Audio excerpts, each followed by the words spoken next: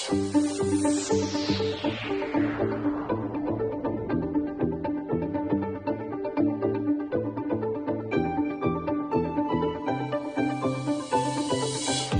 it's Benjie Cole, son of Al Cole from CBS Radio and host of the syndicated talk show People of Distinction, the talk that gives an in-depth view of some of the most dynamic, intelligent, and of course, successful people on the planet. Run to our website, peopleofdistinction.org for more info, or you can always email me directly through benji@alcoleenterprises.com. And people, we are very excited to showcase this next guest here on our network, so do me a favor. Sit back, strap in, and get ready for a wonderful ride.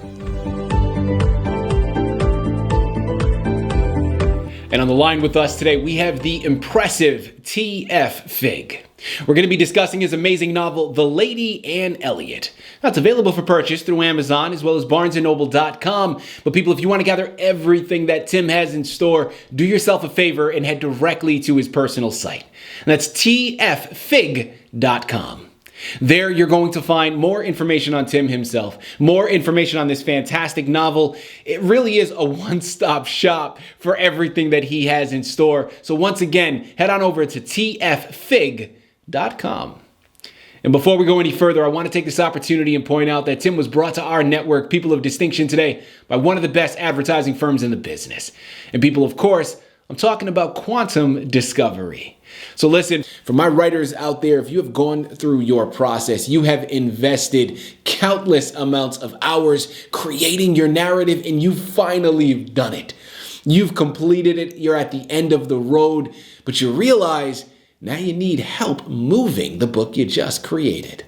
Well, if that's you, contact one of the best literary agents in the business in Quantum Discovery. I'm telling you, their fantastic team is standing by to assist you in all of your creative endeavors. So head on over to quantumdiscovery.net today and gather all the ways that their fantastic team is going to help you do just that. And listen, it is a pleasure, a true honor to have Tim here on the line. For my listening audience members out there, who amongst you are familiar with the author Jane Austen? Probably a lot of you, right? If not everyone.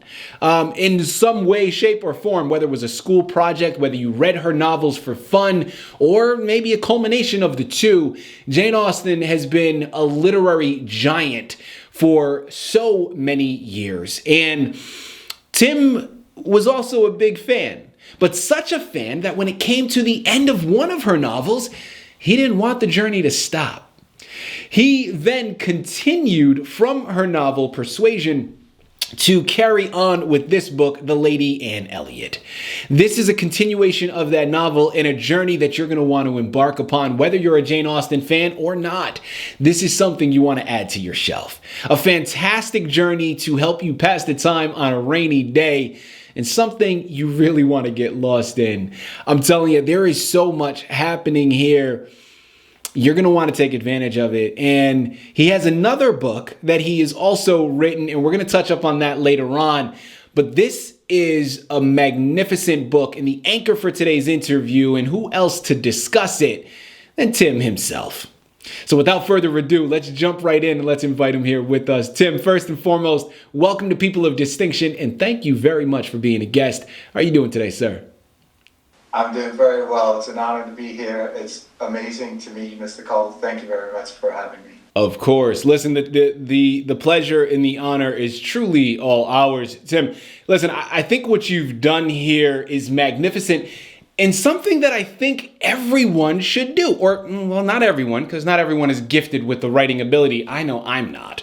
But something that you've done here when it comes to Jane Austen and the novels that she has written. I mean, listen, unless you've been living under a rock, you know about Jane Austen and you know about her books. Maybe you didn't read all of them, but for me, I'm very much familiar with Pride and Prejudice, right? I learned about it, read it a ton, and I know so many people have read a number of her books. But to see what you have done here in terms of her book, Persuasion, and how it ended, now you wanted to continue to embark upon that journey, and why not? Granted, Jane Austen isn't here to continue that journey, but why can't TF Fig go ahead and pick up right where she left off and embark upon the rest of the journey with those characters. So I love what you're doing here, man. I think this is something that a lot more people should take advantage of. And hopefully, after seeing this interview and reading your magnificent book, they get inspired to do just that. So it's a pleasure. Welcome to our network. And before we go into the book, Tim, start off by telling us a little bit more about your background. Who is TF Fig? Right. If we were in the same studio, I would tell you I'm a street boy from New York. I went to high school in Hoboken, just across the river from Manhattan. Yeah. Went to college in Manhattan. Then I did a tour in the Air Force and ended up in Colorado where my brother was playing baseball and went to finish college there. Mm-hmm. And I live in the Southwest. I live on a 5-acre ranch, small ranch, but still horses, chickens, ducks, and I live with my wife and my daughter. It's a little bit about me. You know, Tim, I love it, man. First and foremost, I'm an East Coast boy myself. I've been living here in the Los Angeles area for a little less than 2 decades now, but always an East Coaster and will always be one, right? I mean, there's something about it that just, they breed us differently there on the East Coast, right? And I'm a little further east. I'm from Rhode Island, from Providence specifically. Oh, yeah. But I've spent a lot of time in New York, and I have a lot of family and friends there. Also, one thing that a lot of people here, at least in LA, but I'm sure everywhere else, they can kind of resonate with and chuckle at. You know, you mentioned that you live on a small property, a small 5 acres. Well, Tim, let me tell you, here in Los Angeles, man, where people don't really even have backyards, 5 acres is anything but small. So we get a little laugh out of that. But thank you very much, man. I appreciate it. Nothing but continued success. No, not a problem. Listen, we're just having some fun with it, man. It's not a problem whatsoever. And, you know, I do want to mention nothing but continued success to you and your loved ones. And Tim, I didn't initially want to go here, but after that first answer, I can't see myself going anywhere else. So you mentioned a background in the military, partly. So first and foremost, thank you very much for your service. Secondly, you mentioned baseball. But out of all of these things in your background, you didn't mention writing. Well, Tim, I'm curious. Connect the dots for me here. What inspired you to become a creative writer? Right. So it was an evolution. Mm. So years ago, 36 years ago, I met my wife. She's from a small village in St. Paul's in England, Hertfordshire, just south of London. And she introduced me to the Jane Austen stories. It wasn't something that I was focused on per se, and I really enjoyed it. Pride and Prejudice, Sense and Sensibility, Persuasions, and I'm like, she wrote this in the 1800s, and if you just change some of the wording so it matches up with today, everything she wrote about, we've met these characters in our lives. We know who they are innately, right? And no problem with that. She wants to watch them once a year, and we do, and I always enjoy them over and over again. Yeah. And one year in the early 2000s, she brought home a version of Persuasions, and it starred Sally Hawkins. And the directors and the writers did something really important in this particular version. They used her diary in such a way that you could see inside the character. And for the first time, you could actually see Anne Elliot from the inside out, because on the outside she was a bit austere in the beginning, almost nun-like. Yeah. But you really had no understanding what she was going through inside. She was shattered because she wanted to marry this captain, but he had no wealth, he had no title, he had no expectations whatsoever. And she's the daughter of a baronet. That's not going to happen. The family persuaded her not to marry. And so her looking into the camera, writing at certain milestones in the story, kind of ignited me into Persuasions. And I could actually see in my mind at the end of the story when she accepts Captain Frederick's proposal, I could actually see the next step. And I started writing, and the challenge that I had was, how dare me write a a sequel to a Jane Austen story. She's so huge. You know, you have Shakespeare, then you have Byron, and then you have this wisp of a woman called Jane Austen who's at their level. And so you have to get through that. And then I had to deal with, do I actually have a story, right? And so it's an evolution. And so that's what I would say. You know, Tim, I love it, man. And you know, you're so humble, right? You're so modest when you're talking about how dare you take on this journey. And I combat it from the opposite end. Why not you, Tim, right? I mean, if not you, who else? And I think that this was an opportunity, and a golden one at that you had mastered and taken advantage of. And, you know, like that old adage goes, behind every great man is an even greater woman. So this was something that, of course, was influenced by your magnificent wife. And we're glad that she did, because now we have this wonderful narrative that we're able to take advantage of. I guess before we go into the book, it probably would be best to start for our listening audience members who, again, maybe they're familiar with the name Jane Austen, they're familiar with certain novels of hers, but they're not necessarily someone that is engulfed in her as maybe you are, or your wife, or people that, you know, are in that literary world. So I guess to just start it at the ground floor here, Tim, if you can give us a Jane Austen 101 or a Jane Austen for dummies. Why was she this monumental figure in the literary world? What about her writing do you think, and of course this is subjective, but what about her writing do you think really captures audiences time and time again? Wow, that's such a great question. So Jane Austen had this ability to see the truth in people, and she would describe that in her stories. When she talked about a character, she would flower that character, not too much and not too little, but just enough to say, here's who this is. And when you read about that character, you go, I know that person. That's so-and-so today. And so once you get over that of like, wait, she's talking about things that like relate to our lives, right? She had tremendous challenges because in her day, it wasn't in the society, it wasn't proper for a woman to write. So she would put by the author initially on all of her, most of her novels, 4 of them. And she would never use her name because it wasn't done. Yeah. And so she had tremendous challenges while she was writing. And when she was writing, her family protected her and kept the secret. It wasn't until she passed away that the family actually said, now we can put her name on the novels. Right. So she faced a lot of challenges as a author, as a great author, because people loved Sense and Sensibility, and they loved Pride and Prejudice, which was one of the biggest ones that came out during her lifetime.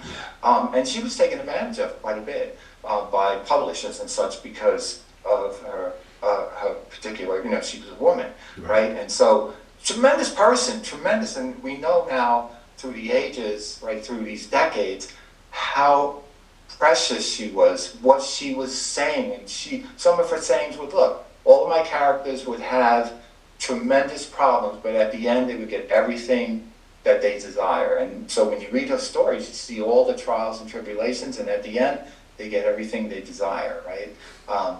As well as she always said, I have so many characters, so many stories to tell, and she died early at 41.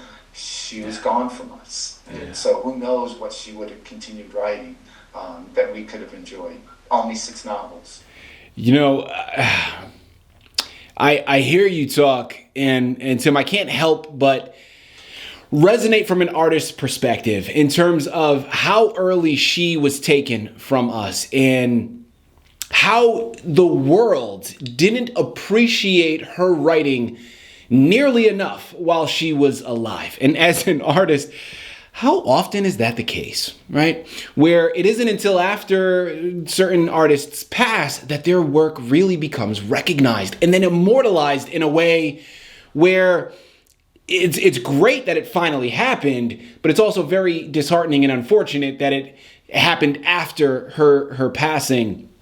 But I love that introduction that you gave, and I'm right there with you again with my, and I will say limited experience. But with my experience with Jane Austen, there is a subtlety with her description and how she creates her characters, and again the witty banter that they can have, but they do it in such a way, or she did it in such a way that I think was magnificent, where it is very entertaining, but not over the top, and relatable, like you just said. So listen, people, for all you listening in, of course, you're going to want to check out this book, first and foremost, the Lady Anne Elliot, but make sure you look into Jane Austen, right? If you haven't already, you're in for a treat. Her novels are magnificent, and she is a force to be reckoned with, as is T.F. Fig. And you got to head on over to Amazon, Barnes & Noble, and tffig.com to purchase your copies, because this is something you want to be involved with. I'm telling you, what he has captured here is something truly special.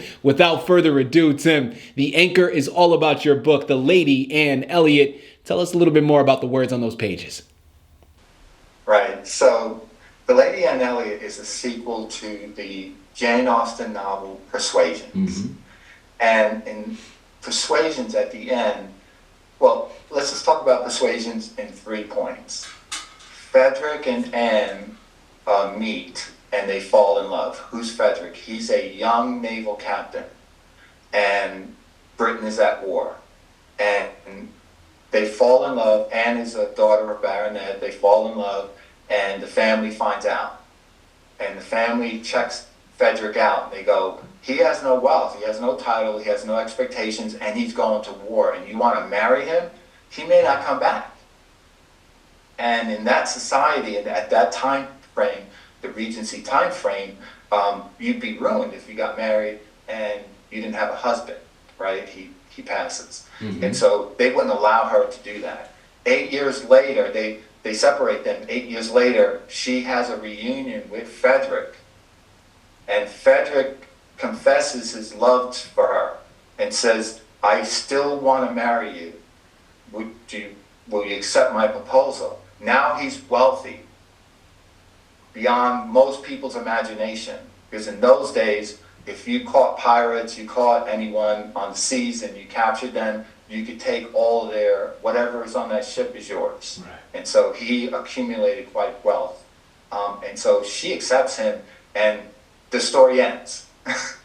Wait, I want to know more. You can't just end the story. I want to know what the marriage was like.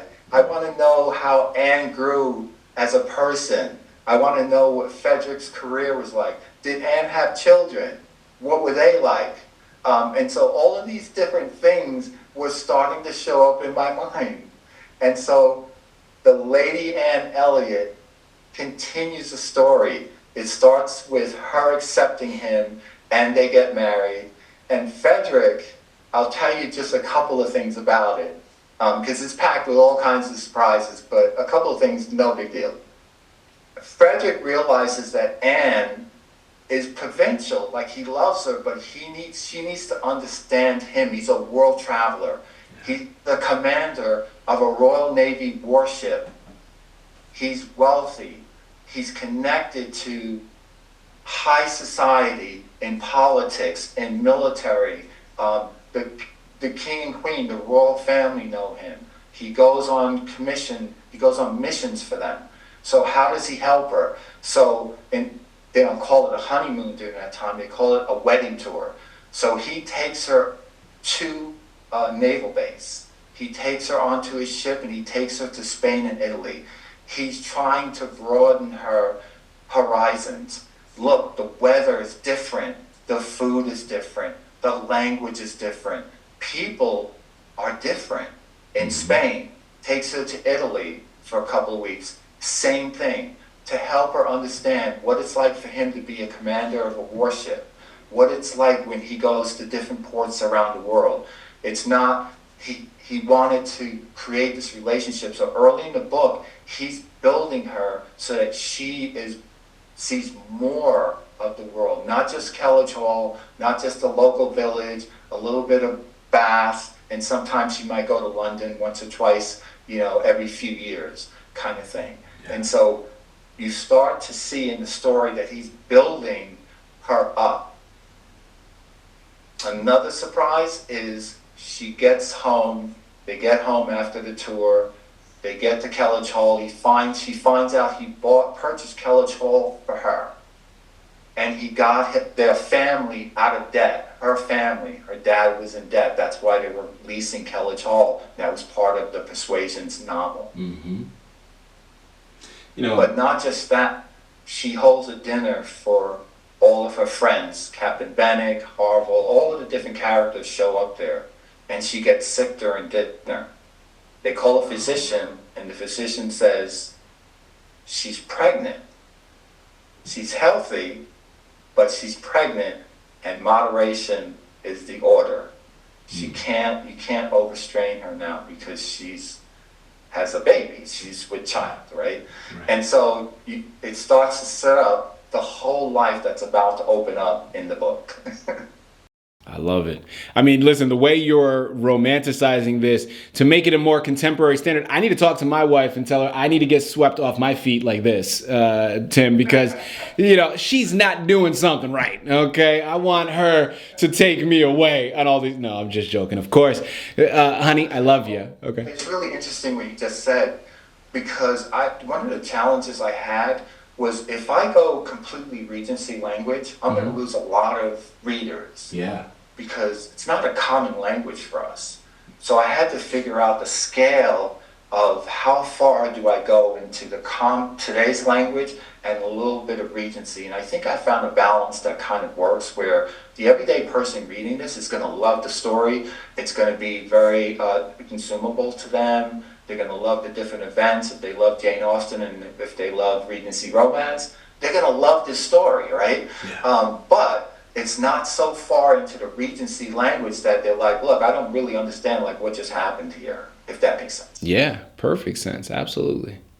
Tim, thank you so much for everything that you've articulated so far. I'm telling you, man, people, I'm at the edge of my seat, okay? I know you can't see me right now, but I'm at the edge, okay? I'm almost falling off. This is something that I am just engulfed with because it has so much to offer. But Tim, I want to ask you, and I want to hear it directly from you, what are you hoping to see your readers take from your book? Right, so my hope at the highest level when I'm writing, in this case I wrote the Lady Anne Elliot, I want people to enjoy the story. I want the story to take them away from whatever it is they're doing on a daily basis and take them into this Regency world and just enjoy it. When you read a Jane Austen story, when you watch a Jane Austen series or movie, it takes you away for the time that you're watching that story. Yeah. And so I want the book to engulf a person, to surround them, and give them a moment away from the everyday life and just enjoy it. If folks can walk away and say, I really love this story, I really enjoyed it, and I'm successful. There you have it. Before we start to switch gears here, Tim, let's dive down the rabbit hole a little bit, okay? As I mentioned, my background, I'm in filmmaking. I live in my imagination. So let's get imaginative here for a second. Your book has hills and valleys on this romanticized journey that these characters embark upon. Well, Tim, if you had the opportunity to enter the world of the book that you've created, and you can choose any portion of the book, any particular page to land on and be able to live in, which page would you choose to land on and why? Oh, that's a really great question. Wow, there's so many great spots. It's easy to say, okay, I want to be in this area because it's so serene and so nice, but I think the area of the book that's really, really fun for me when I wrote it, that it took me time to write it because I could see everything happening. So Frederick becomes an admiral. And I think I can say this because there's so much going on in the book that this is just another one of maybe 50 different things that you don't know about that when you read it, you'll see it. Frederick becomes an admiral, and during peacetime, he's working on the orders of battle. How will the Navy fight in the next war? Because there will be one. And so his dad, who's retired, is helping him and guiding him and saying, now's the time to plan, so if there's a war during your career, you're not in a rush at the end. Now we're going to war, do we have any plans? Well, no or yes. Let's make it yes. And so during this time, his son, now Admiral Frederick Wentworth, his son is a captain, Frederick II, on one of the warships. And he's planning all of this stuff going on, and now they're going to go to war. And so to do things in a secret way, because the enemy is close in Europe, and they're watching who's doing stuff, and so it's very secretive. And so it's a very important part of the book, because you're dealing with Anne worried about, are my boys going to come home one day or not, right? And so all of this stuff that got them to this point, I think I would be in that particular part of the book. After a bit of trouble, they all make it. There you have it. Fantastic. I appreciate it. Like I said, man, as we're starting to switch gears, we're closing out now, but I love having my platform here, Tim, and usually finding ways whenever it makes sense to pay it forward, in a sense, to other artists out there listening in. But you are someone that is a bona fide writer. You've been through the process. You've written your novel. And I know that there is more on the horizon. And we'll touch up on that just shortly. But for new writers out there listening in here, Tim, there are a lot of pieces of advice that you can offer, I'm sure. But I want to hone it in on one thing in particular. And this is something that will be catered to writers, but artists across the board can understand. Whenever we are developing our art and we put it out for public consumption, there is undoubtedly a vulnerability that comes along with sharing the work, because now that you've shared it, you've released it to the world, you leave yourself susceptible to criticism, right? And to judgments and to remarks. Well, I want to hone it in, and I want you to offer your advice. Tim, how do you handle the vulnerability that comes with showcasing your work with the world, knowing that you're leaving yourself in that position to potentially be criticized? Right. Again, another great question, right? So, like I have, first of all, there has to be something, some force, some power in you that says, I've got to do this. I don't have to do it. Like, I've got to do this. Yeah. I've got to do whatever it is. In my case, I've got to write the story. Like, I can see in 3D all of the actions. The characters are real to me. I can see it all, right? And I've got to get it out. That's step one, right? And do that. Take action and write. And, you know, Mr. Cole, as an artist, you write something and you might spend 6 months editing, cleaning things up, changing something here, add that, pull this out. Do that, right? It's a love that makes you do that, right? Yeah. And so that's part one. Part two, I have a great agent and I think I can say this, Quantum Discovery Literary Agency, and encouraging, guiding me. I wrote the story, but I didn't have the skill to turn this manuscript into a book. And so his guidance and his advice on, you're going to get like folks that are going to say, who do you think you are, taking on Jane Austen? But just read the comments, and if there's constructive stuff there, like make adjustments and make yourself better from that, right? But don't take it personally, right? So I would say to folks, if it's in you to write something, in my particular case, write, do that. Show it to folks. Like I showed my manuscript to my wife, English, to her sister, English, what do you think?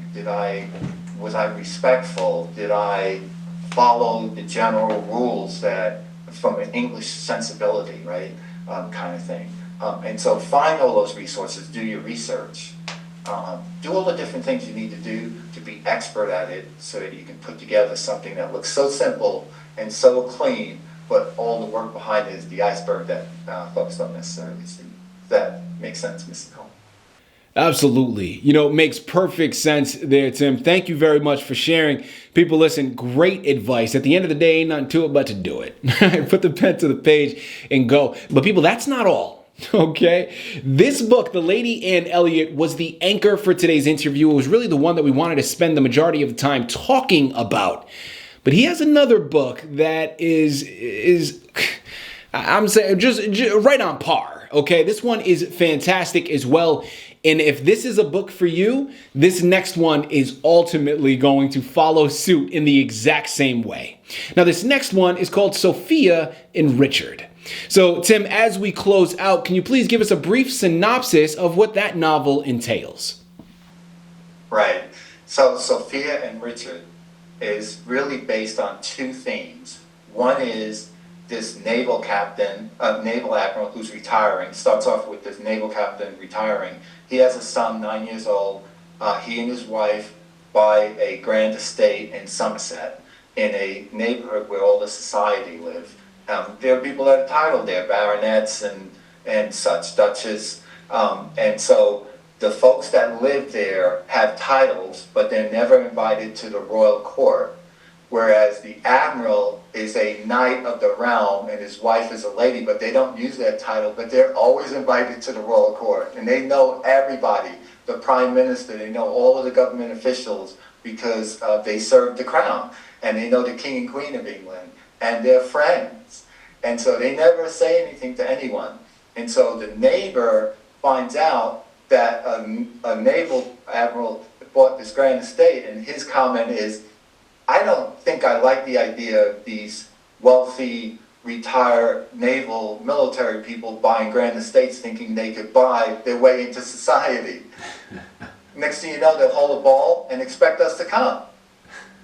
They meet, the neighbors meet them, and when they meet them, they realize it's Sir James and it's Lady and her name. Mm-hmm. And so that's the first revelation to the neighborhood, that the whole dynamic of that is there are people that play at being in society and there are people that are in the society. And so that all develops and such. And then there's Richard and Sophia. Sophia is the daughter of the neighbors, and Richard is the son of the admiral and his wife. And they both love horses and they get to meet. And so Sophia is hearing the dad and the mom talk about how they don't believe that an admiral can make it into society. He has no title. They don't realize he's a knight of the realm. And so Sophia meets him, and Sophia says to Richard, Richard, do you follow the rules of society, or are you a savage? And so you see this whole thing start to develop.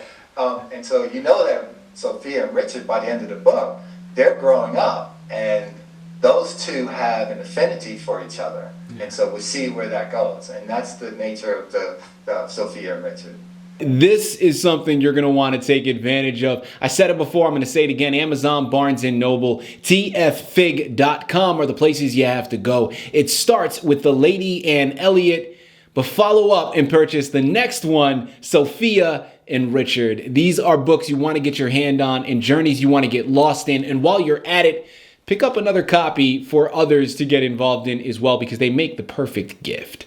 I'm telling you, you know what? Just go and get it, okay? Because I'm so verbose. I just want to keep on talking. I'm engulfed in what we're discussing here, and I have to keep reminding myself that it's not about you, Benjie.